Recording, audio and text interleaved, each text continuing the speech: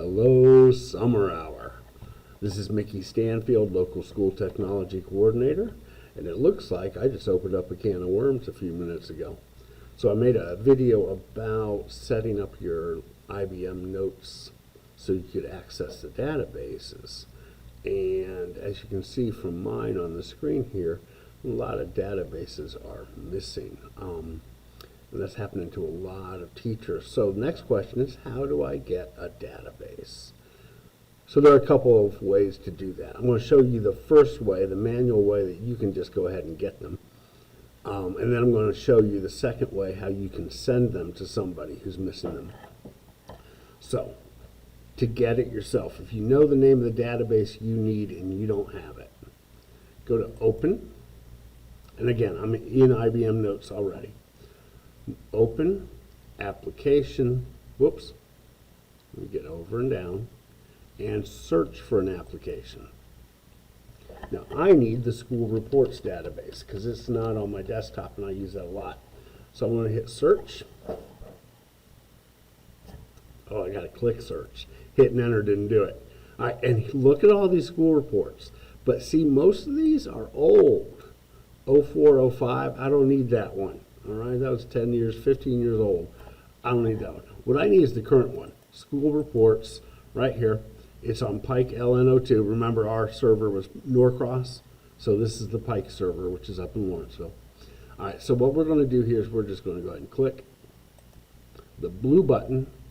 That opens the database, but it also installs it. So if I go back to my home, you can see that School Reports is now on my workspace. It's been installed so I can get to it.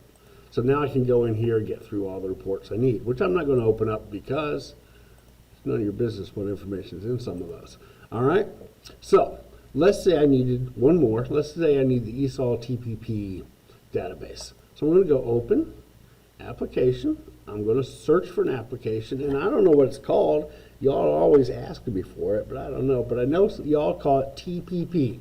So I'm going to type TPP. I'm going to hit search. Ooh, so I've got a couple of them. And again, they got some archives there, but I've got two that look active. I am going to guess that the Pike LN03 one is the correct one. I don't know what the integration server is, so I'm not going to pull anything off of that.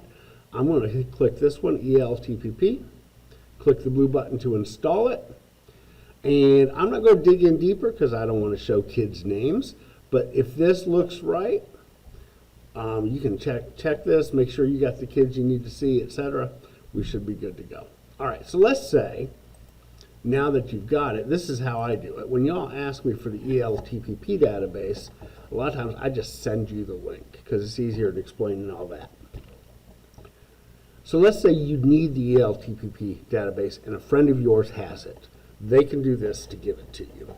So they can go here to right-click ELTPP, Application, Copy as Link.